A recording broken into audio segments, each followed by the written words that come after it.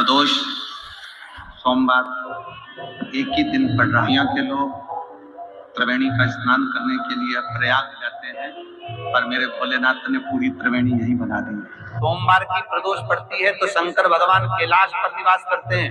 हमारे यहाँ कहते हैं सोमवार की जो प्रदोष पड़ती है वो इच्छा पूर्ति करती है। मान लो आप प्रदोष का व्रत नहीं कर सकते,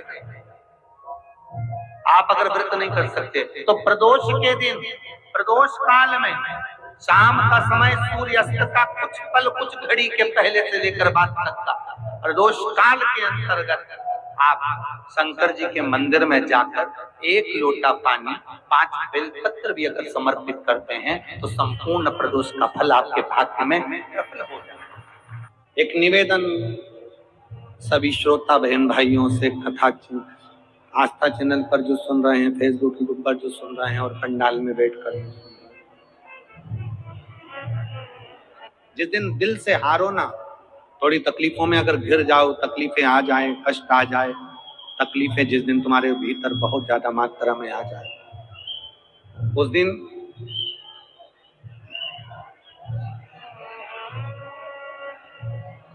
तीन बेलपत्र, एक बेलपत्र में पीला चंदन, बीच वाली पत्ती।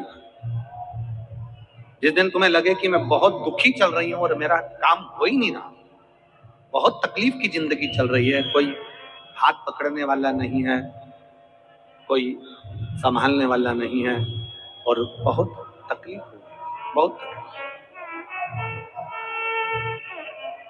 उस समय पर एक बेलपत्री के बीच वाली पत्ती पर पीला चंदन, दूसरी पत्ती पर लाल चंदन और तीसरी पत्ती पर 11 चावल गीले, पानी में उसको थोड़ा सा भिगो लें या धो लें, 11 चावल गीले शिव जी की उस पत्ती पर रखिए। सबसे पहला पीला चंदन का बेलपत्र, दूसरे नंबर पर लाल चंदन का बेलपत्र, तीसरे नंबर पर जो 11 चावल आपने धोकर रखे हैं वो हाथ की हथेली में रखना है और हाथ की हथेली में रखकर अपनी कामना कर कर भगवान शंकर से विनय कर कर पंचाक्षर मंत्र नमः शिवाय या षडाक्षर मंत्र ओम नमः शिवाय या श्री शिवाय नमस्तुभ्यम बोलकर उस बेलपत्र पर सीधे हाथ में रखकर उल्टे हाथ का स्पर्श कर कर बाबा से अपने मन के भाव कर कर शंकर के शिवलिंग पर उसे समर्पित कर। एक ही लोटा जल, जहां से जल बहता है अशोक सुंदरी वाली जगह, एक ही लोटा जल जहां से जल बहता है उस जल बहने वाली जगह पर 3 बार उस जल को अपनी कामना कर कर श्री शिवाय नमस्तुभ्यम या पंचाक्षर मंत्र या षडाक्षर मंत्र बोलकर 3 बार उस स्थान पर गिरा दीजिए। गिराने के बाद में बाबा से विनय कर कर अक्षत वाली जो बेलपत्र है, एक बेलपत्र और एक अक्षत उसमें से अपने लिए लेकर आ जाओ। उसको 2 महीना 3 महीना अपने घर में रखिए। जितना भी दुख है धीरे धीरे बाबा समाप्त कर कर खुशियां घर में लेकर आता ही, दुख समाप्त होगा, खुशियां घर में आएगी। जो बेटियां ससुराल में दुखी हैं, बहुत कष्ट में हैं या आपस में समाजस पति पत्नी का नहीं बन रहा है या कोई विवादित वाली बात है, तो निवेदन है तलाक पर बात को लेकर मत जाना। एक बार बाबा देवाधिदेव महादेव का एक भाव जरूर प्रकट करना। महाराज श्री अवधूतेश्वर महादेव का नाम लेते। कौन से महादेव? अवधूतेश्वर महादेव का नाम लेकर थोड़ी सी मूंग, हरी जो मूंग होती है, उस मूंग को गला लीजिए पानी में। गलाने के बाद में उस मूंग को शिव मंदिर में ले जाकर भगवान जो नंदीश्वर विराजमान होते हैं वहां रखकर 7 बेलपत्र उस मूंग पर चढ़ाकर बेलपत्र मेरे देवाधिदेव महादेव को अवधूतेश्वर महादेव के नाम से समर्पित करते हैं। वो मूंग उठाकर गौशाला में या आपके रोड पर कोई नंदी दिख जाए या गौशाला में कोई नंदीश्वर हो तो उस नंदी को वो मूंग खिला दीजिए, थोड़ी सी। 3 या 4 प्रदोष करोगे, तलाक तक बात नहीं पहुंचेगी, आपस में प्रेम बढ़ जाएगा, बेटी को सम्मान मिलना प्रारंभ हो जाएगा और टेंशन समाप्त हो जाएगा। परिवार नहीं टूटेगा। जिस महीने में जो प्रदोष पड़ा करे, जब प्रदोष पड़े, बन सके 1 बेलपत्र, बन सके 5 बेलपत्र, शमी पत्र, हरे मूंग, हरा मूंग, बेलपत्र, एक कलश के अंदर थोड़ा सा पानी लेकर 1 बेलपत्र, हरा मूंग, शमी पत्र डालकर और उसमें थोड़ा सा गुड़ डालकर भगवान शिव का स्मरण कर कर प्रदोष काल में, मान लो कोई काम आपका बहुत जरूरी है, बहुत दिनों से आप थक गए हैं, नहीं हो रहा, कर्जा बढ़ रहा है, धन नहीं आ रहा, व्यापार नहीं चढ़ रहा, या कोई समस्या बहुत प्रबल है, कोई एग्जाम में बैठ रहे हो, नहीं हो रहा, परीक्षा भी दे दी है, रिजल्ट आने ही वाला है, तो भी प्रदोष काल में, प्रदोष के समय वो जल मूंग, शमी पत्र और बेलपत्र और गुड़ का शंकर के शिवलिंग को समर्पित करना प्रारंभ कर दो। 2 या 3 प्रदोष करोगे, बाबा आपकी मनोकामना शीघ्र पूर्ण कर देगा। 2 या 3 पूर्ण कर देगा। 2 या 3 करो, बाबा करें। बहुत तकलीफ है, दुख की जिंदगी चल रही है, कोई परिवार में बेटे हैं, बहुएं हैं, बेटियां हैं, सब प्रयास कर रहे हैं, बेटे भी प्रयास कर रहे हैं, बहू भी प्रयास कर रही है, बेटी भी प्रयास कर रही है कि मुझे कोई अच्छा जॉब मिल जाए, मैं उन्नति की सीढ़ी पर चढ़ जाऊं, मैं बहुत आगे बढ़ जाऊं। और बेटा बेटी बहुएं अगर आगे नहीं बढ़ पा रही है तो शिव महापुराण की कथा कहती है कि ये कार्य करिएगा। एक बेलपत्र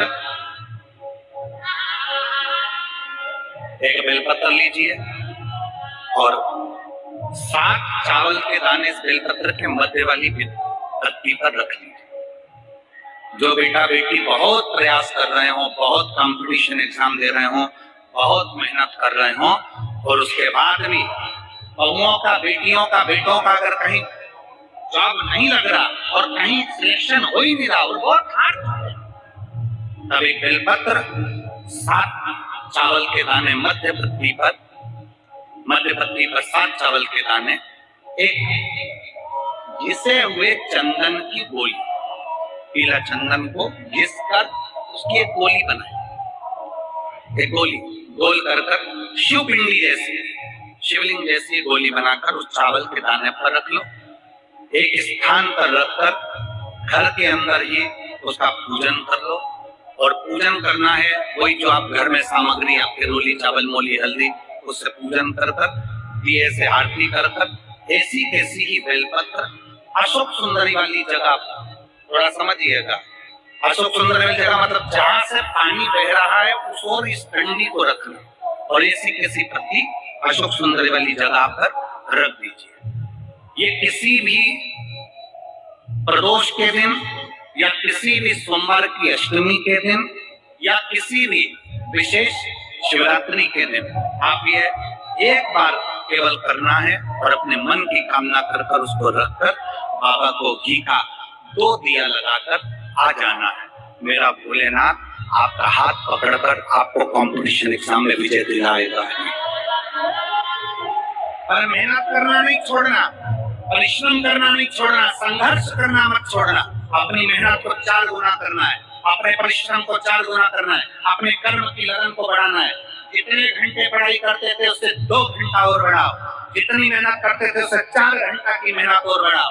और साथ में 7 अक्षत, एक चंदन, पीले चंदन की एक शिवलिंग जैसी आकृति, छोटा सा शिवलिंग जैसा भाग रखकर घर में उसका पूजन कर कर, ये दिया से आरती लगाकर, बाबा की आराधना कर कर, दिल से कामना कर कर बाबा से वो ले जाकर ऐसे कैसा ही पता अशोक सुंदरी वाली जगह। अशोक सुंदरी की जगह जानते हो? ये जो जगह है, ये जो जगह दिख रही है, मेरा निवेदन है चैनल वालों से थोड़ा आने का प्रयास। ये जो जगह है, ये शिवलिंग है, इधर शिवलिंग है, और शिवलिंग के साइड में जो जगह होती है जहाँ से पानी बहता है, उसको अशोक सुंदरी की जगह कहते हैं। तो इस स्थान पर इस बेलपत्र को, इस बेलपत्र की डंडी पानी बहते समय, बेलपत्र की डंडी है वो पानी बहने के स्थान पर हो, उसको रख दीजिए। 2 घी के दिए लगाकर, और घी के दिए का स्मरण करें। दोनों दिए गोल बत्ती के नहीं होंगे, दोनों दिए लंबी बत्ती के नहीं होंगे।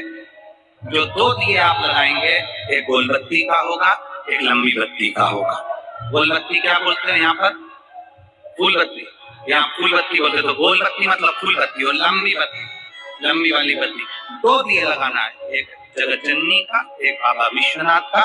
दोनों दिए आप रखकर बाबा को प्रार्थना कर कर दिल से आइए, मेरा शंकर आपकी कामना पूर्ण करेगा। और पत्र व्यासपीठ पर जरूर आए अवश्य।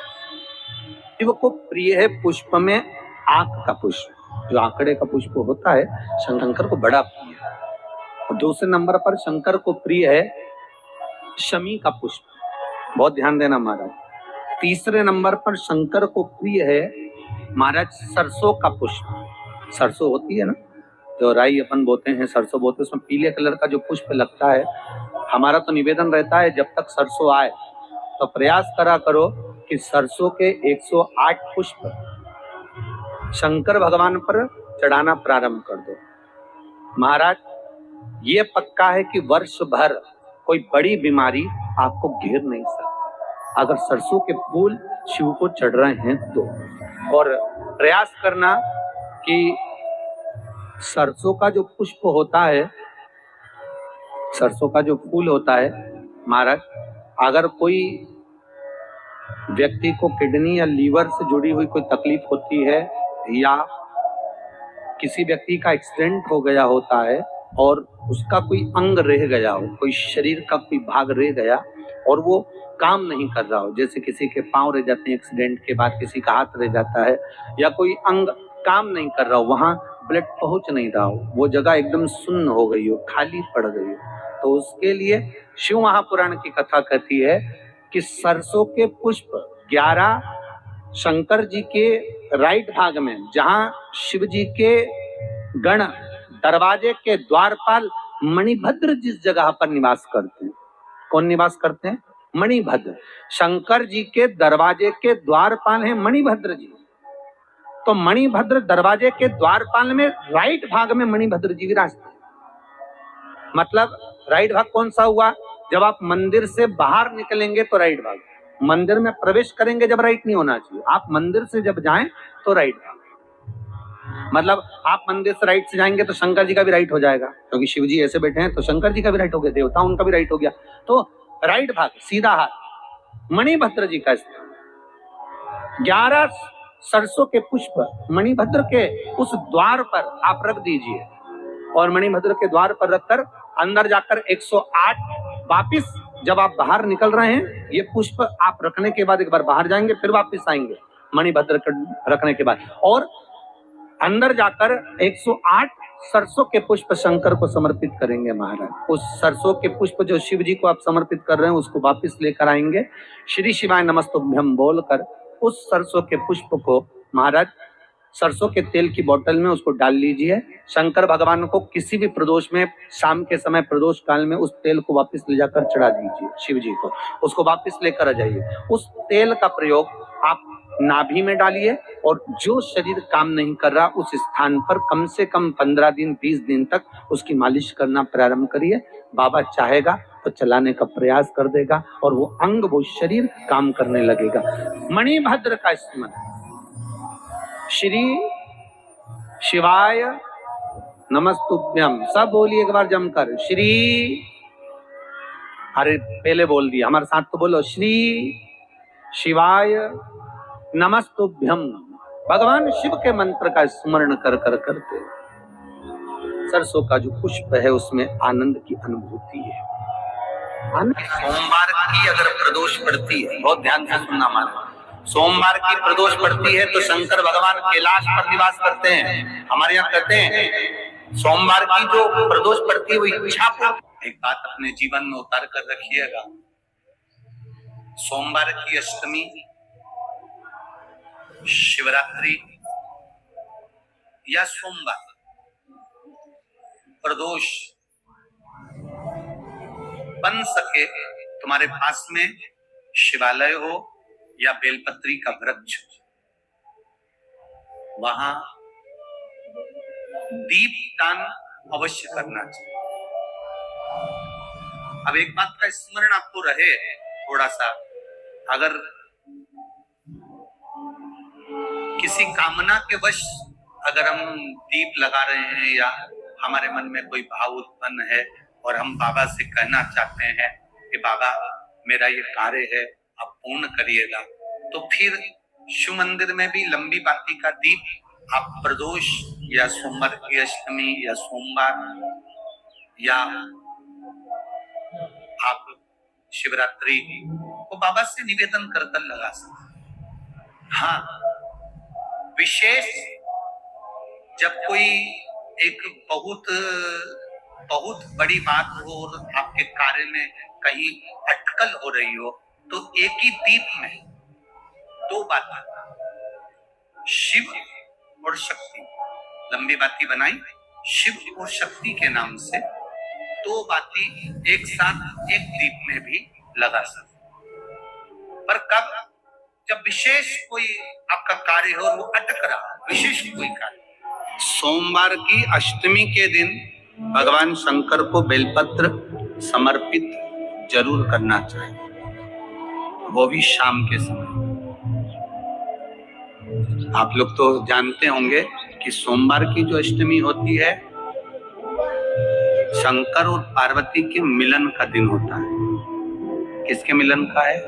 जम के बोलिए। शिव और पार्वती के मिलन का दिन होता है सोमवार की अष्टमी का दिन। साल भर में लगभग 4 या 5 सोमवार की अष्टमी पड़ती है, इससे ज्यादा नहीं पड़ती। पर भाग्यशाली हो आप सब, अब की बार तो लाइन से 2 बार पड़ रही है। शायद एक 27 दिसंबर की पढ़ना चाहिए और एक 10 जनवरी की पढ़ना चाहिए, जहां तक ऐसा उम्मीद है। देखा नहीं पंचांग, और ऐसा उम्मीद है कि 27 दिसंबर की पढ़ना चाहिए और 10 जनवरी की पढ़ना चाहिए। सोमवार अष्टमी शिव और पार्वती के मिलन का दिन होता है सोमवार की अष्टमी। इसमें मां जगत जननी जगदम्बा अपनी 64 योगिनियों को लेकर शंकर भगवान के सामने नृत्य करती है जब सोमवार की अष्टमी पड़ती है। जैसे शिवरात्रि का महत्व होता है, उसी तरह सोमवार की अष्टमी का महत्व होता है। जब 64 योगिनियां माता शंकर भगवान के सामने नृत्य करती हैं, तब भगवान शिव उठकर खड़े होकर उन 64 योगिनियों को अपने हस्त कमल पर धारण करते हैं। और हस्त कमल पर धारण करते हैं तब उन 64 योगिनियों को लक्ष्मियां प्रदान करती हैं। लक्ष्मियों को, लक्ष्मी माता को वो 64 योगिनियां दी जाती है। लक्ष्मी मैया उन 64 योगिनियों को भगवान विष्णु के पास लेकर जाती है। भगवान नारायण उन 64 योगिनियों को ब्रह्मदेव के पास लेकर जाते हैं। उन 64 योगिनियों को ब्रह्मा जी ब्रह्माणी को प्रदान करते हैं। ब्रह्माणी उस 64 योगिनियों को ले जाकर माँ जगतजननी आद्य शक्ति को देती है। आद्य शक्ति उन 64 योगिनियों को ले जाकर शिव को समर्पित करती है। सोमवार की अष्टमी शिव को रिझाने की होती है, भगवान शंकर को मनाने की, शिव को प्राप्त करने का एक साधन। जिन लड़का लड़कियों का विवाह नहीं होता, सोमवार के अष्टमी के दिन अशोक सुंदरी वाली जगह, सबको मालूम है ना अशोक सुंदरी की जगह, अशोक सुंदरी वाली जगह पर 7 हल्दी की बिंदी रख दी जाए। लड़का लड़की जिसका विवाह नहीं हुआ उसका हाथ रख दिया जाए और वही हाथ के छापे पीपल के वृक्ष पर 5 लगा दिए जाए। महाराज 3 महीने में उसका विवाह पक्का हो जाता है। सोमवार की अष्टमी का इतना भाव है, सहज नहीं है। सोमवार की अष्टमी शिव और आद्य शक्ति का मिलन है। सोमवार की अष्टमी भगवान शंकर और पार्वती का मिलन। भगवान शंकर का जो शिवलिंग है और शंकर भगवान के शिवलिंग के सम्मुख में उत्तर के भाग में जो जल बहता है उसके बीच में एक मोटी सी लाइन होती है जिसका नाम हमने पहले भी कहा अशोक सुंदरी। शंकर भगवान की 6 लड़कियों में से 5 लड़कियों का नाम है जया, विषहरा, सामरीवारी, दोतली, देव और शंकर जी की 6ठी लड़की है अशोक सुंदरी। महाराज ये अशोक सुंदरी का जन्म काशी में हुआ था। शंकर जी की जो बेटी का मध्य भाग में स्थान है अशोक सुंदरी का, वहां पर आपको शहद की 7 बिंदी लगता है। और जो ये शिवलिंग रखा है इस शिवलिंग के तुम पीछे की ओर बैठे हो, यहाँ बैठे हो ना दक्षिण में, तो यहाँ बैठे हो तो पीछे का जो शिवलिंग का भाग है इस पे आपको चंदन का लेपन करना। मानो शिवलिंग के पीछे के भाग में अर्थात जहां आप बैठे हो पूरे शिवलिंग पर चंदन नहीं लगाना, जहां आप बैठे हो उसके सम्मुख भाग में आपको चंदन का लेपन करना है। एक पीला चंदन होता है और एक लाल चंदन होता है। लाल चंदन कभी आप किराने वाले की दुकान पर जाएंगे तो वहां पर आपको लाल चंदन प्राप्त हो जाएगा। आपको जो लेपन करना है वो लाल चंदन का लेपन करना है। आपको पहले भी कथा में बताया कि शंकर भगवान को कुंकू नहीं चढ़ता, रोली नहीं चढ़ता, क्योंकि बाबा को अगर चढ़ता है तो लाल चंदन चढ़ता है। तो लाल चंदन का आप जब लेपन कर दे, लेपन करने के बाद शहद की 7 बिंदी आपको अशोक सुंदरी वाली जगह पर रखना है। रखने के बाद बाबा से विनती करना है और चंपेश्वर महादेव का स्मरण करना है। चंपेश्वर महादेव का स्मरण कर कर हाटकेश्वर महादेव का नाम लेकर बिंदी को लगाना है। लगाने के बाद उसी बिंदी को आपको एक कटोरी में, बिंदी कितनी लगेगी, जरा जरा सा शहद लगेगा, उसको छोटी सी कटोरी में लेकर आ जाना है। उसको लाने के बाद में शाम के समय पर प्रदोष काल के अंतर्गत, प्रदोष काल किसको कहा गया, सूर्य अस्त जब होता है, सूर्य अस्त के समय से 1-1.25 घंटे का जो समय वर्णित किया गया वो प्रदोष काल का वर्णन किया गया महाराज। तो उस समय पर नैनों में काजल जैसा लगाना है और ऊपर की ओर देखना है। लगभग 1 मिनट देख लिया, 1.5 मिनट देख लिया, बहुत उतना बहुत काजल जैसा लगा। एक कटोरी में जो तुमने चंदन लगाया है उस चंदन को निकाल कर लाना है और आंखों के नीचे भाग में उसको समर्पित करना है।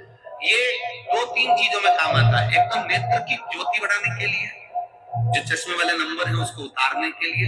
दूसरा, नेत्रों के नीचे जो कालापन आ जाता है उसको मिटाने के लिए इसका प्रयोग किया जाता है। तीसरा, इस शहद का प्रयोग नारी के जो रजो धर्म से जुड़ी हुई तकलीफ होती है, नारी के रजो धर्म से जुड़ी हुई जो प्रॉब्लम होती है उसमें भी ये शहद काम आता है महाराज। इस शहद का केवल प्रदोष काल के समय इसमें चाट लिया जाता है तो उससे भी नारी के जो रजो धर्म से जुड़े हुए प्रॉब्लम होती है उसमें भी उसको अंतर जाता है। तो हाटकेश्वर महादेव और दूसरा जम के बोलिए चंपेश्वर महादेव। इस केवल एक व्यक्ति के लिए ये प्रश्न नहीं होता, ये प्रश्न जो करे जाते हैं जग कल्याण के सभी के। मान लो बेलपत्री साबुत नहीं है, बेलपत्री कहीं कीड़ा खा गया, कहीं बेलपत्री खंडित हो गई, कहीं बेलपत्री में कुछ तकलीफ है, मान लो कीड़ा हो गया या कुछ हो गया और वो खंडित है, तो क्या हम उसको ना चढ़ाएं कि चढ़ाएं? और बेलपत्री मिल ही नहीं रही और बेलपत्र हमें प्राप्त ही नहीं। ऐसी दशा में हम क्या कर सकते? तो शिव महापुराण की कथा कहती है ये भी जरूरी नहीं है कि आप बेलपत्र समर्पित करें। कितना सुंदर कहा है शिव महापुराण की कथा में कि हम ये भी नहीं कह रहे कि बेलपत्र आप समर्पित करें। अगर बेलपत्र खंडित है, टूटी पड़ी है और आपके पास में नहीं है तो शिव जी की चढ़ी हुई बेलपत्र को धोकर शंकर पर चढ़ा दें। उसने दूसरा प्रश्न लिखा, मान लो मंदिर में भी बेलपत्र नहीं हो तो? बहुत अच्छे प्रश्न है ये। मंदिर में भी बेलपत्र ना हो तो कितना सुंदर कहा। एक भजन आप लोग गाते हो कि मन मेरा मंदिर, आंखें दिया बाती, होठों की है तालियां, रोम फूल वाली।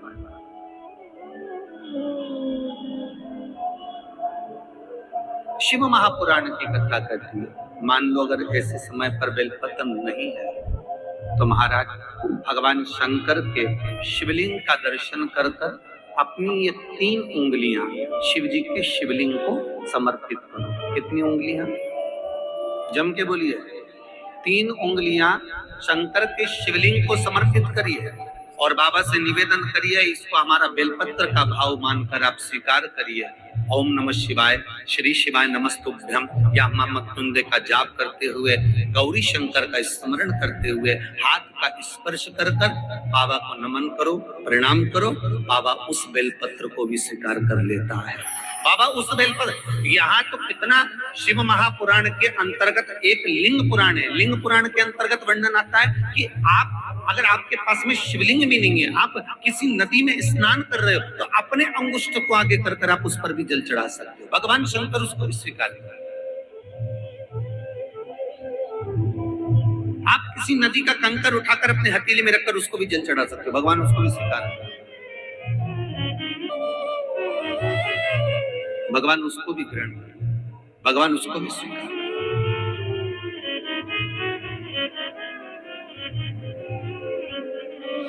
जैसे गाय के दूध में बड़ा हुआ बेलपत्री का एक पत्ता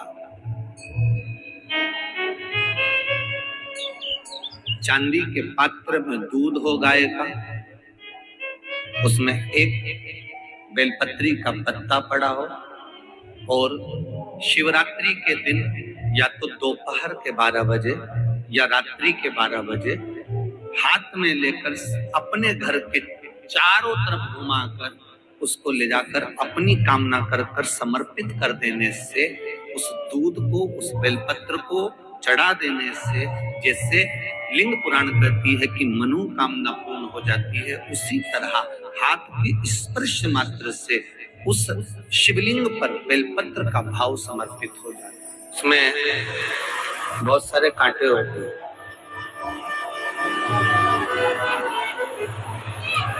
शंकर भगवान को चढ़ाया जाता है, मालूम है आप लोगों को?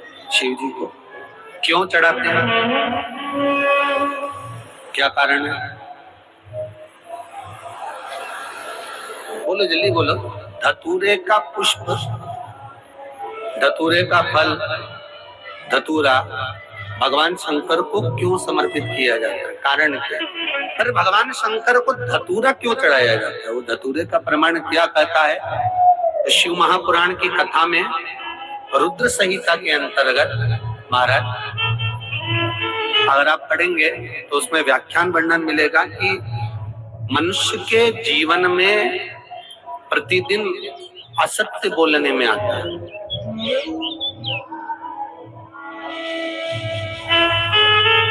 उसके मुख से कई बार असत्य का संबोधन निकल जाता है, झूठ निकल जाता है, असत्य निकल जाता है। तो हमारे यहाँ शास्त्र कहता है सबसे पहला धतूरा भगवान शंकर को अगर किसी ने समर्पित करा था तो ब्रह्मदेव ने करा था। और उसका भी प्रमाण है कि हर चीज का प्रमाण होना चाहिए। देखो कि आखिर भगवान के मंदिर के पीछे क्यों नहीं प्रणाम करते, तो उसका भी प्रमाण होना चाहिए। कोई आपसे पूछे तो आप बता तो सकते हो, केवल कथा के माध्यम से नहीं, आप उसको बता सकते हो कि ये कारण है। आप चंदन चढ़ा रहे हो तो उसका कारण बताना पड़ेगा कि ये चंदन क्यों चढ़ाया, चावल चढ़ाया तो उसका कारण बताओ कि अग्नि पुराण में लिखा है कि अक्षत की महत्वता क्या है।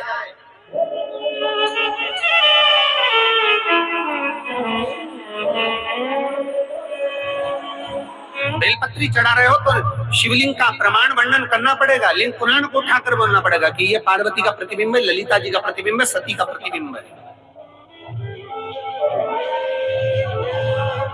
एक एक चीज को आज के समय में अगर आप किसी को कोई राय दे रहे हो, कुछ बता रहे हो, तो प्रमाणित करना पड़ेगा कि ये आपको यहाँ से इसका वर्णन है और आपको ये करना पड़ेगा, उसके अनुसार ये कर्म है। तो शंकर भगवान को सबसे पहला धतूरा भगवान ब्रह्मा ने चढ़ाया था। जिस समय भगवान ब्रह्मा का सिर कट चुका था, अभी आप आगे कथा सुनेंगे, ब्रह्मा का जब सिर कटेगा उसके बाद जब स्तुति करेंगे तो हम देखो भगवान शंकर को प्रसन्न करने के लिए धतूरा चढ़ाएंगे। शिव जी उनको कहते हैं, ब्रह्मदेव ये धतूरा आपने मुझे चढ़ाया है। और क्यों चढ़ाया? क्योंकि आपने असत्य बोला था, उस असत्य को नष्ट करने के लिए आपने मुझे धतूरा समर्पित करा। इसलिए हिंदू धर्म में नियम है, महीने भर में, 2 महीने में, 4 महीने में, 6 महीने में, साल भर में 2 साल में, 1 साल में कम से कम 1 धतूरा शंकर भगवान को समर्पित करना चाहिए।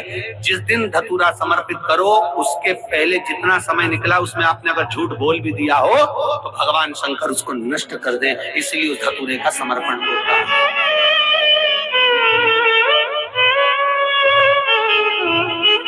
एक हमारे हिंदू धर्म में सबसे बड़ी बात है कि प्रायश्चित बहुत क्रम है महाराज। प्रायश्चितता का भाव बताया कि आप ऐसा करोगे उसके साथ ऐसा हो जाएगा, तो उसका प्रायश्चित ये है, आप कर सकते हो उसका प्रायश्चितता का भाव आप अमल कर सकते हैं, आप स्मरण कर सकते हैं।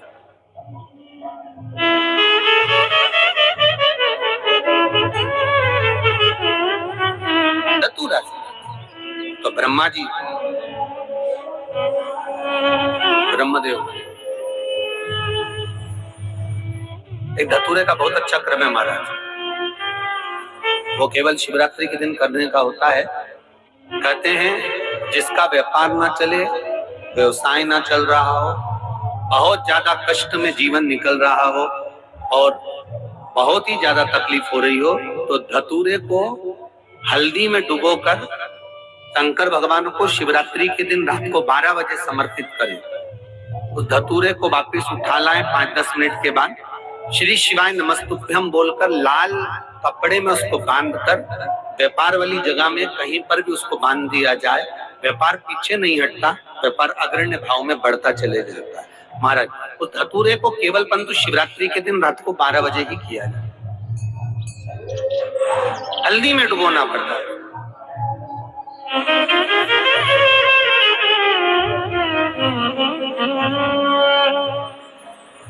यही प्रमाण एक क्रम में और है महाराज। लिंग पुराण कहती है, मान लो किसी व्यक्ति को कोई एक भारी बीमारी हो गई, बड़ा रोग हो गया और वो रोग डॉक्टर कह रहा है कि ये ठीक नहीं होना है, बहुत तकलीफ उसमें है और कष्ट ही कष्ट है, वो ठीक नहीं हो रहा, दवाइयां लग रही, गोलियां खा रहे हैं। तो महाराज उसका भी वर्णन है। 7 धतूरे, कितने धतूरे लेना है? 7 धतूरे। कोई सी भी शिवरात्रि से मतलब महीने में एक बार शिवरात्रि आती है, प्रत्येक महीने आती है। किसी भी शिवरात्रि के दिन 7 धतूरे लेकर, एक धतूरे में मूली, लच्छा, नाड़ा लपेटकर चंद्रमौली भगवान का स्मरण कर उस मौली को लपेटकर 6 धतूरे में हल्दी लगाकर शंकर भगवान की जो जलाधारी है, जलाधारी में आपको पहले भी वर्णन किया है, शंकर भगवान का ये शिवलिंग है, ये जलाधारी है, ये भगवान का जल निकलने का स्रोत, चरणारविंद का भाव। शिवलिंग जहां रखा हुआ है ये पार्वती जी का हस्त कमल है, जो ये गोल भाग है ये पार्वती का हस्त कमल है, जहां शिवलिंग रखा है। जहां से जल नीचे गिरता है उसके सीधे भाग में श्री गणेश जी महाराज का स्थान है, उसके उल्टे भाग में श्री कार्तिकेय जी का स्थान है। जलाधारी के सामने एक मोटी सी लाइन होती है, कहीं सांप बना होता है, कहीं स्थान बना होता है। जो मोटी सी लाइन है ये शंकर भगवान की सबसे छोटी लड़की अशोक सुंदरी का स्थान है। जलाधारी के ऊपर जो 3 टेकी लगी है ये भृगु ऋषि का भृंगी गण का स्थान है। इसके ऊपर जो कलश है, कलश में जो पानी भरा जाता है वो पानी जो बूंद बूंद नीचे गिरता है ये शंकर भगवान की 5 लड़कियों का स्थान है। जया, विषहरा, सामरीबारी, दोतली और देव, ये 5 लड़कियों का स्थान है। शंकर भगवान का संपूर्ण परिवार शिवलिंग के सामने से, जहां से जल चालू होता है गिरने के लिए नीचे की ओर जब जल जाता है, उस स्थान पर भगवान शंकर के सारे गणों का स्थान है। फिर जब जल बहकर सामने की ओर जाता है, जितनी दूर तक जल जाता है उतनी दूर तक भगवान शंकर के उस जल भाग को ग्रहण करने के लिए 33 कोटि देवताओं का स्थान है। इसलिए उस जल को हम लांघते नहीं है, क्योंकि वहां 33 कोटि देवता विराजमान रहते हैं। महाराज तो जो बीमारी डॉक्टर ने बता दी और बहुत बड़ा रोग हो गया और शरीर में कष्ट है, ठीक नहीं हो रहा, चाहे लीवर से जुड़ा हो, चाहे किडनी से जुड़ा हो, चाहे कैंसर से जुड़ा हो, और मान लो शरीर में कहीं गांठ भी हो गई है और वो मिटी नहीं रही हो, तो महाराज निवेदन है 7 धतूरे, एक धतूरे पर मौली लपेटकर वो शंकर जी के शिवलिंग के ऊपर चढ़ाना। 6 धतूरे उसमें से एक धतूरा भगवान श्री गणेश जी का स्थान, दूसरा धतूरा श्री कार्तिकेय जी का स्थान, तीसरा धतूरा अशोक सुंदरी का स्थान। महाराज शंकर भगवान की जगदम्बा जी के हस्त कमल के ऊपर एक धतूरा, एक धतूरा जहां से जल नीचे की ओर बहकर जा रहा हो, पानी जिस जगह से नीचे गिर रहा हो बिल्कुल वहीं पर एक धतूरा चढ़ा देना है। उस धतूरे को चढ़ाने के बाद वो धतूरा वापस लेकर आना है। अवधूतेश्वर महादेव का नाम लेकर या चंपेश्वर महादेव का नाम लेकर उस धतूरे को जो बीमार व्यक्ति है उसका स्पर्श कराकर बेलपत्री के पेड़ के नीचे पटकवा देना है। महाराज धीरे धीरे रोग में आराम मिलना प्रारंभ हो जाता है, औषधियां धीरे धीरे समाप्त हो जाती हैं और व्यक्ति स्वस्थ हो जाता है। ये केवल शिवरात्रि के दिन ही होता है। 12 महीने शिवरात्रि आती है, आप किसी भी शिवरात्रि को कर सकते हो, किसी भी शिवरात्रि। एक दिन शाम का समय, प्रदोष का दिन, प्रदोष काल, भगवान देव अधिदेव महादेव माँ जगत जननी पार्वती जी के साथ में भ्रमण। देखिए, अगर प्रदोष का व्रत नहीं कर सकते, प्रदोष के दिन आप व्रत नहीं कर सकते, मान लो आपसे भूखा नहीं रहा जाए, प्रदोष का व्रत नहीं कर सकते, प्रदोष के दिन आप भूखे नहीं रह सकते, मंदिर भी नहीं जा सकते, दिया भी नहीं लगा सकते, तो शिव महापुराण की कथा कहती है कि प्रदोष के दिन, प्रदोष काल में अपने ही दरवाजे के पास देवाधिदेव महादेव का स्मरण कर लक्ष्मी की वृद्धि के, कार्य सिद्धि के, संपदा को प्राप्त करने के आप अपने ही दरवाजे के पास में एक दीप लगा सकते। कौन से दिन? प्रदोष। उससे 1000 गुना शिवलिंग में बल की प्राप्ति होती है।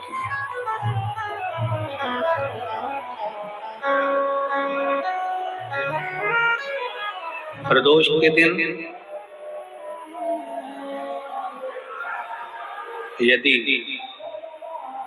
आपको कहीं से शमी पत्र मिल जाए,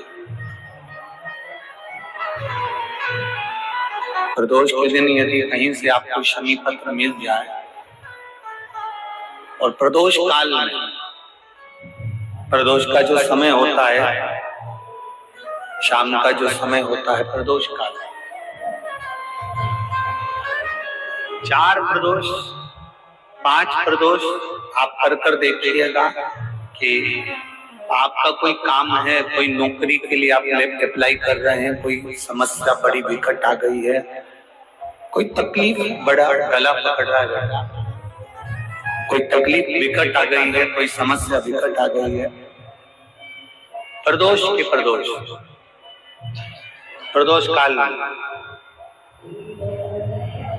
अगर एक शमी पत्र भी आप घर के शिवलिंग को, अब ये करने के लिए आपको मंदिर के शिवलिंग नहीं जाना, अपने घर में जो शिवलिंग, चाहे वो स्फटिक का हो, पारद का हो, कंकर शंकर का हो, लकड़ी का हो, जो शिवलिंग तुम्हारे घर, कांच का हो, चाहे वो नर्मदा के कंकर का हो, नर्मदेश्वर हो, पाषाण का हो, जो शिवलिंग, चांदी का हो, सोने का हो, तांबे का हो, पीतल का हो, जो शिवलिंग तुम्हारे,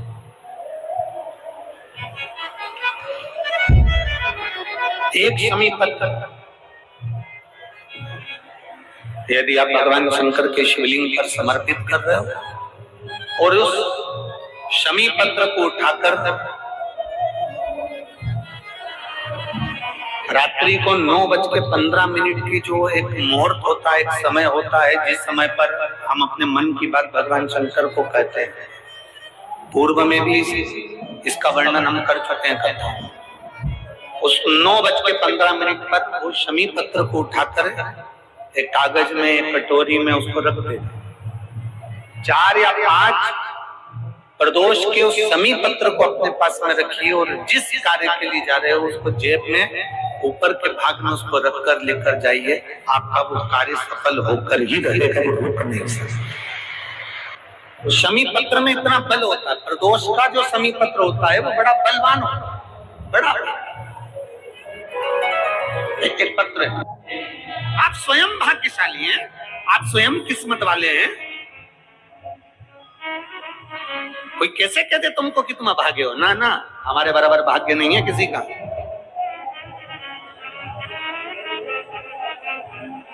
तुम्हारी ग्रह खराब है, तुम्हारे ग्रह खराब है। शंभेश्वर महादेव का नाम 7 कनेर के पुष्प, कितने? 7 कनेर मालूम है?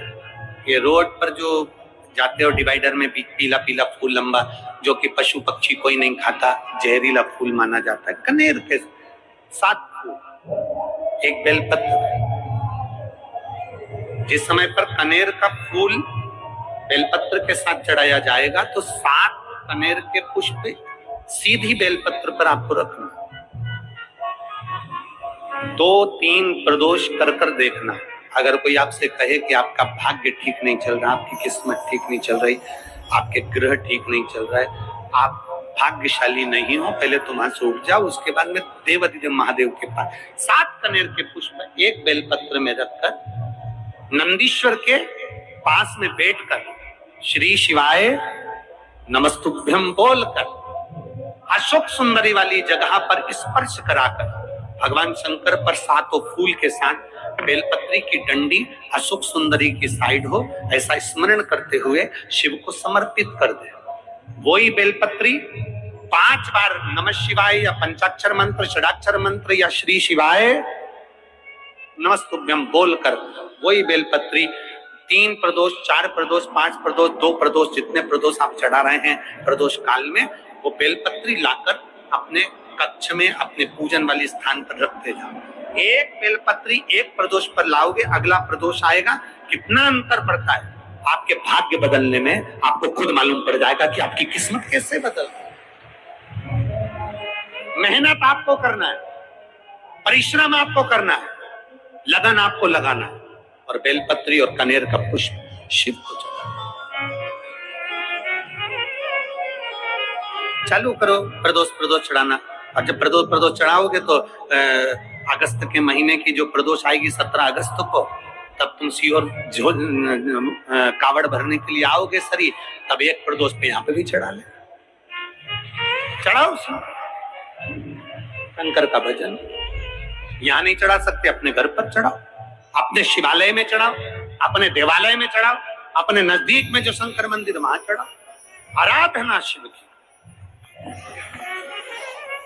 कोई कह दे तुमसे कि ये ठीक नहीं, प्रथम आप ये जो कनेर के फूल चढ़ाओगे ना, इसमें श्रंभेश्वर महादेव का भाव होना चाहिए। श्रंभेश्वर महादेव, फिर से एक बार बोलो, कौन से महादेव? श्रंभेश्वर। और फिर एक निवेदन, मान लो कि डॉक्टर कह दे कि बच्चे की धड़कन नहीं आ रही है, 7 पुष्प कोई से भी, 7 बेलपत्र अशोक सुंदरी वाली जगह पर एक एक कर बेलपत्र, एक बेलपत्र एक पुष्प अशोक सुंदरी वाली, एक बेलपत्र एक पुष्प अशोक सुंदरी वाली जगह पर चढ़ा दीजिए, और एक बेलपत्र उसमें से एक पुष्प लेकर अपने घर जाइए, और 15 दिन के बाद वापस उस बच्चे की सोनोग्राफी जांच डॉक्टर के कहने से कराइए। बाबा उस बच्चे की धड़कन, श्वास और शरीर पूरा देगा।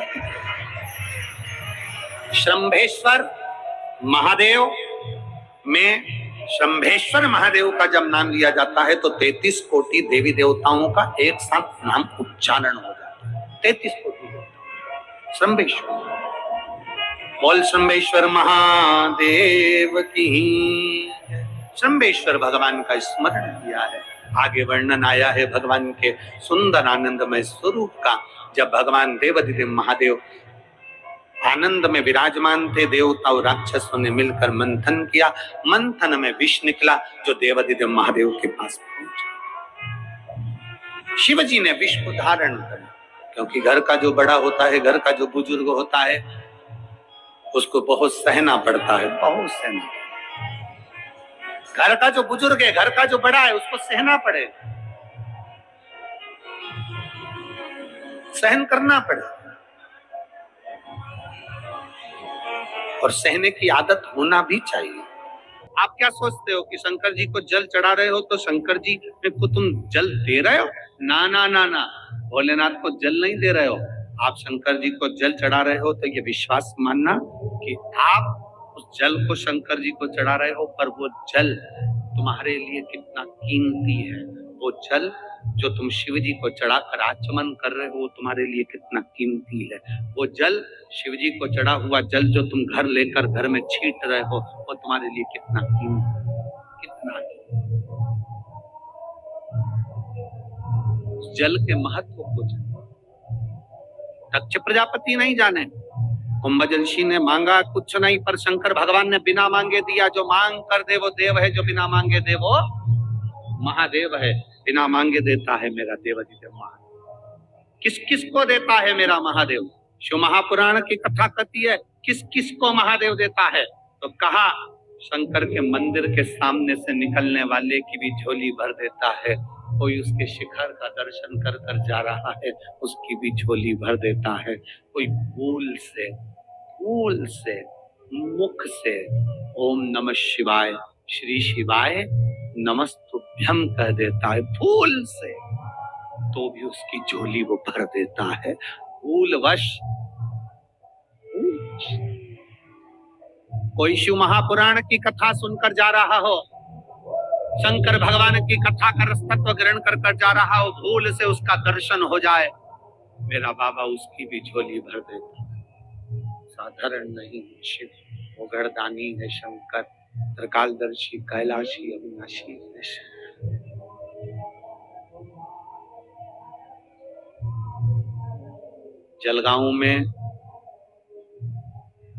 जलगांव के आसपास के क्षेत्र में बहुत पुराने शिवालय हैं, बहुत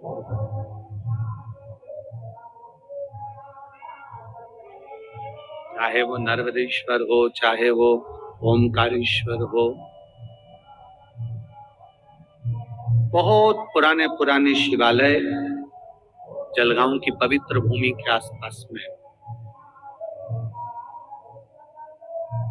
कई शंकर जी के मंदिर एकांत में विराजमान, कोई ताप्ती के तट पर है, कोई कहीं है, कोई कहीं है। उसका स्मरण,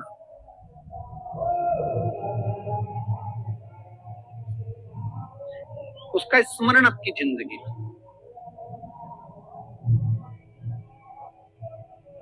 कोई कहता है ये शंकर जी का मंदिर नया है, वो शंकर जी का मंदिर पुराना है।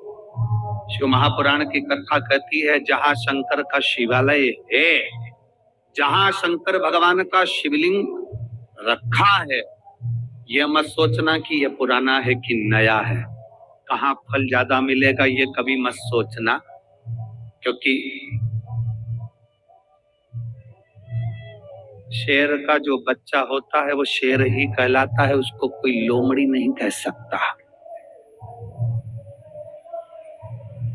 शिव का शिवालय में रखा हुआ शंकर का शिवलिंग ही कहलाएगा, चाहे वो छोटा हो बड़ा हो। तुम्हारे घर में छोटा सा शिवलिंग रखा है तो शिवलिंग ही कहलाएगा, चाहे छोटा हो चाहे बड़ा हो। पैसे वाला चांदी का शिवलिंग रख सकता है, सोने का शिवलिंग रख सकता है, पर आपके घर में अगर कुबेरेश्वर धाम का कंकर शंकर भी रखा है तो शिवलिंग ही कहलाएगा।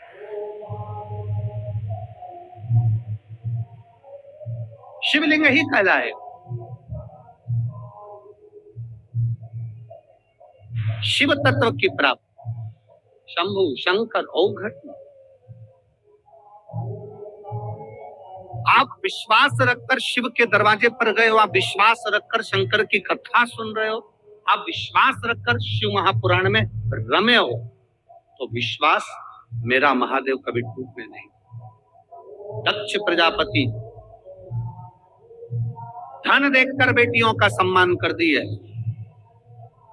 बेटियों का सम्मान धन देखकर, पर बाबा तो बाबा है। सती का सम्मान नहीं हुआ था, सती का अपमान। महाराज शिव कथा कर रही है, भगवान शंकर का कथा वर्णन कर रही है। बहुत धन देखकर, वैभव देखकर किसी के घर का अंदाजा मत लगाओ कि बहुत सारा धन है तो अच्छे होंगे, बहुत सारा पैसा है तो अच्छे होंगे। शिव महापुराण कथा कहती है, अंदाजा यदि लगाना है तो मन देखकर, दिल देखकर अंदाजा लगाना कि व्यक्ति कैसा है और उसका जीवन कैसा हो। दिल शंभो शरणे मांगू घड़ी रे दुख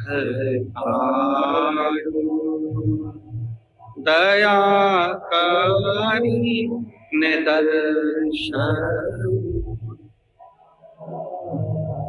शंभो शरण।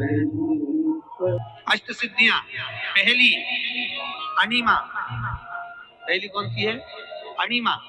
दूसरी महिमा, तीसरी गरिमा। अष्ट सिद्धियों में पहली अणिमा, दूसरी महिमा, तीसरी गरिमा।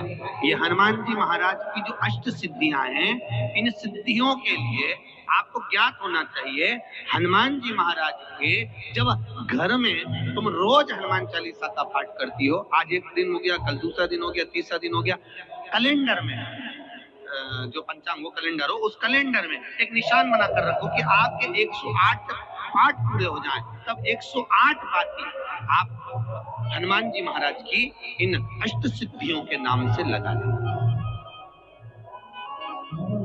जिंदगी में आपका कभी बाल बांका नहीं हो सकता और आपकी उन्नति को कोई रोक नहीं सकता, ये पक्का है। अष्ट सिद्धियां, नवनिधियां, 108 जब हनुमान चालीसा के पाठ हो जाए। और कभी कभी व्यक्ति के जीवन में ऐसा भी होता है कि भाई उसको बहुत तकलीफ आ जाती है कि मेरी दुकान नहीं चल रही, व्यापार नहीं चल रहा, मेरे साथ अच्छा नहीं हो रहा, मेरे को तकलीफ आ गई, शनि बढ़ गया, ये हो गया, ठैया हो गया, 7.5 हो गया, बड़ा तकलीफ, कहीं गिर रहा, कहीं पड़ रहा, तो उस व्यक्ति को 108 पाठ एक साथ कर लेना चाहिए। आज बैठा सुबह से शाम तक में 108 पाठ करके और फिर ये अष्ट सिद्धियों की बातें लगा।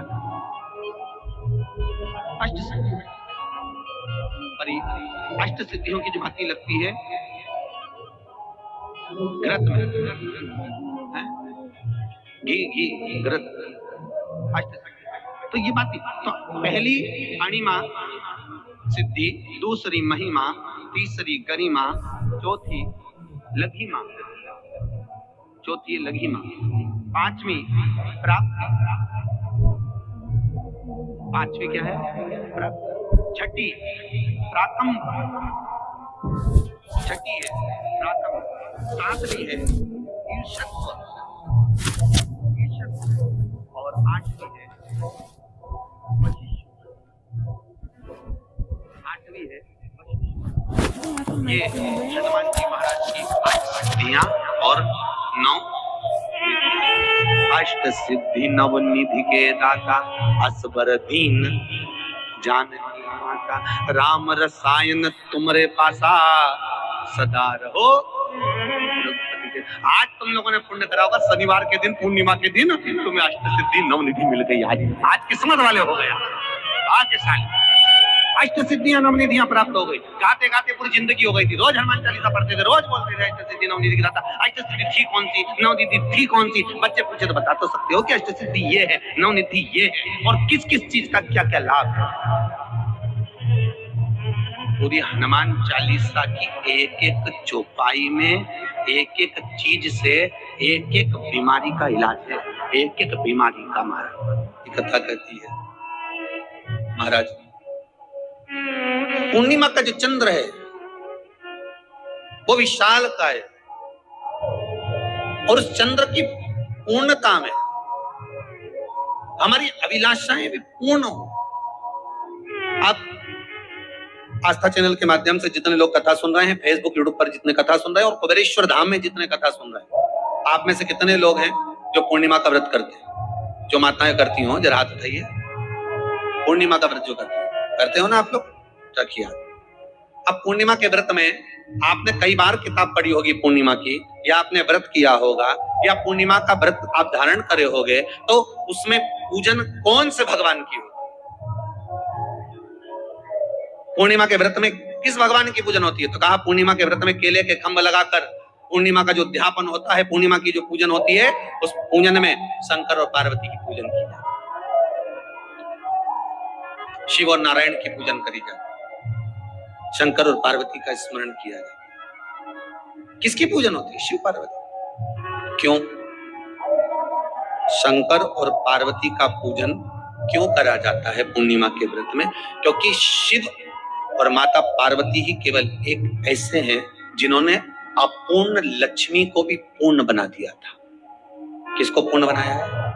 लक्ष्मी। पूर्णिमा के दिन अगर आप शंकर भगवान को एक लोटा पानी अगर शिव को समर्पित कर रहे हो, श्वेत पुष्प को रख कर शंकर जी के ऊपर सफेद फूल को चढ़ाकर अगर एक लोटा जल भी एक पात्र जल भी शंकर को समर्पित कर रहे हो, तो ये लक्ष्मी के लिए ही तो कर रहे हो। और कौन सी लक्ष्मी? पूर्ण लक्ष्मी।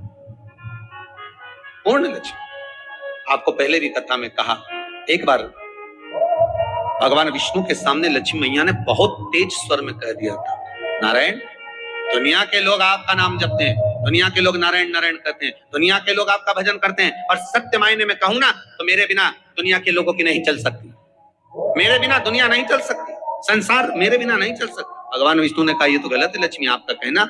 एक दिन लक्ष्मी को अहंकार आ गया, अहंकार के संबोधन जब माता लक्ष्मी करने लगी तो भगवान उसी समय पर भगवान विष्णु को क्रोध आ गया और भगवान विष्णु ने कह दिया, लक्ष्मी तू इतनी बड़ी बड़ी बात कहती है कि तेरे बिना नहीं रह सकती संसार। मैं तुझे कहता हूं लक्ष्मी तू अपूर्ण है, तू अपूर्ण है, तू पूर्ण कब हो गई?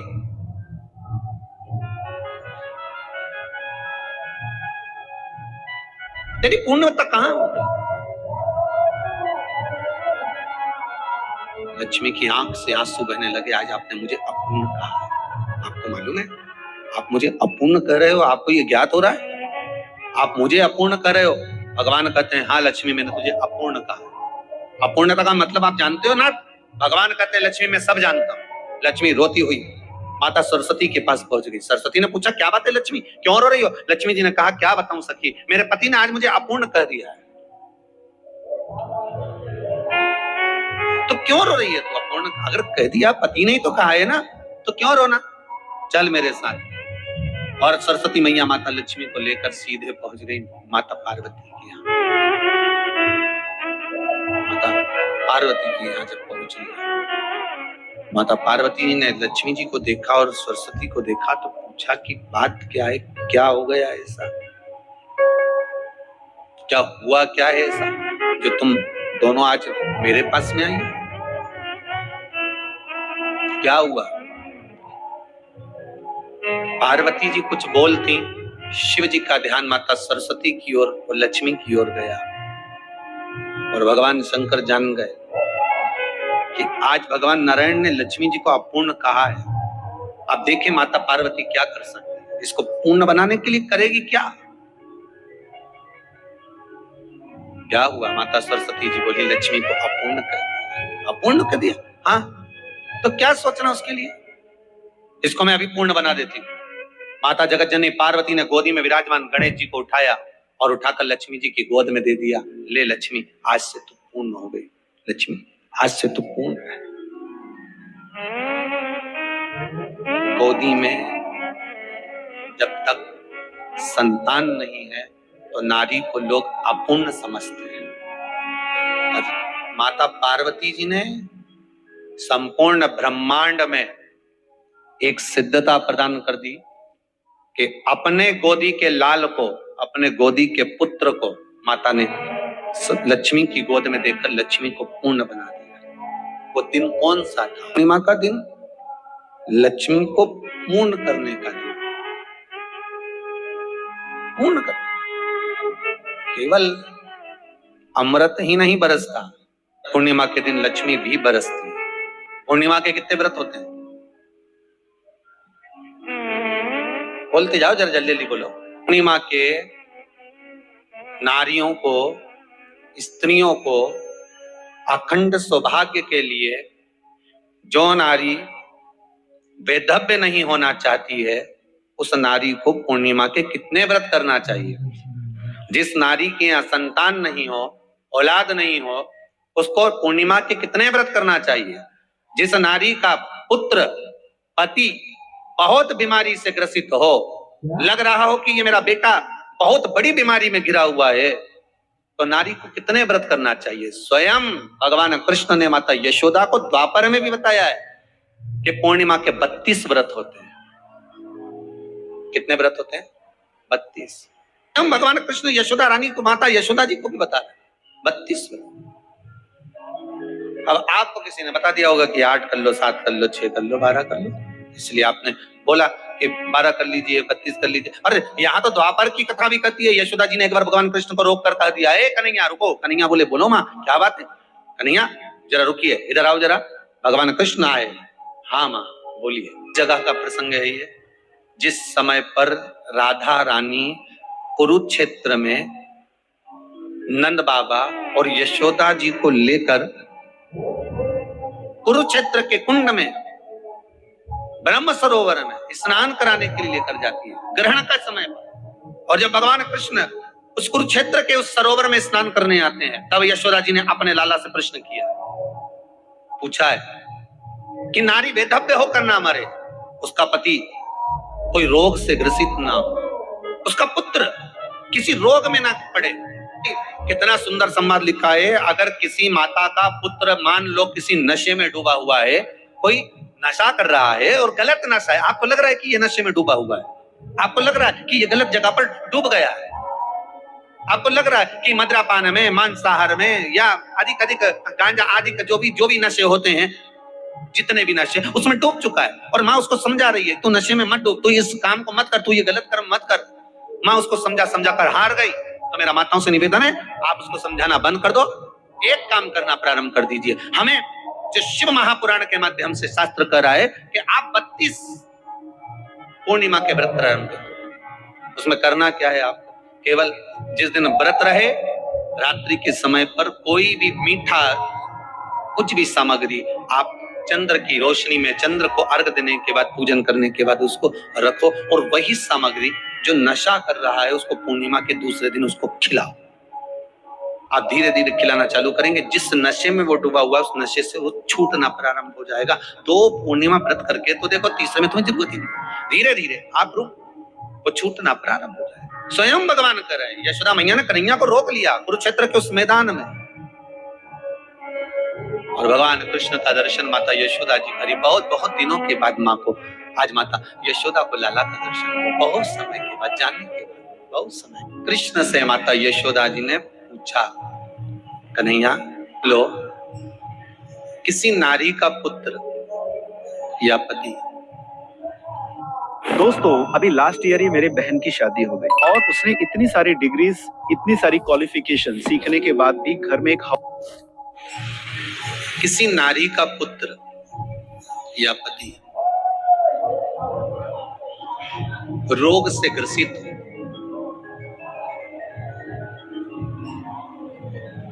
उसके पति की या पुत्र की आयु थोड़ी सी है, तो हे कृष्ण, उस नारी को कौन सा व्रत धारण करना चाहिए या किसकी पूजन करना चाहिए?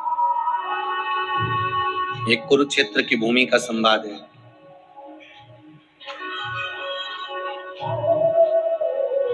भगवान कह रहे हैं, मां, अगर नारी अपने पुत्र और अपने पति के लिए, उसकी उम्र की वृद्धि के लिए, रोग मुक्ति के लिए, विश्व के ताप को कम करने वाले चंद्रदेव की आराधना, पूर्णिमा के व्रत को धारण करती है, तो नारी उस व्रत के प्रभाव से अपने पुत्र और पति की बीमारी को, रोग को हर लेती है।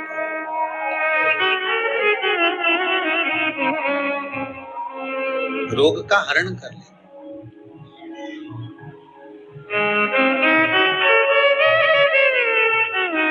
महाराज,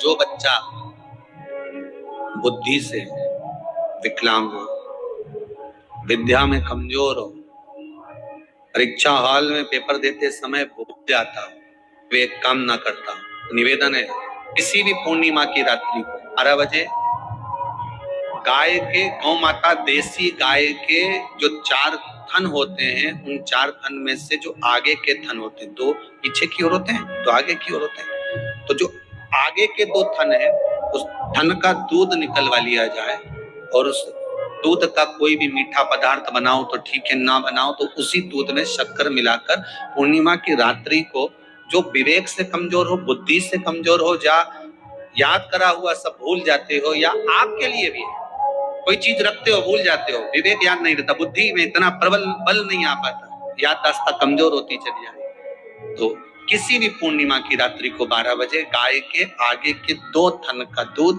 उसमें कोई पदार्थ शक्कर गुड़ कुछ में मिलाकर भगवान के चंद्रदेव की साक्षी में उसको पिला दिया जाए। महाराज बार बार पिलाने की जरूरत ही नहीं पड़ेगी, एक ही बार में काम कर जाएगा और विवेक पूर्ण तरह से कार्य करेगा।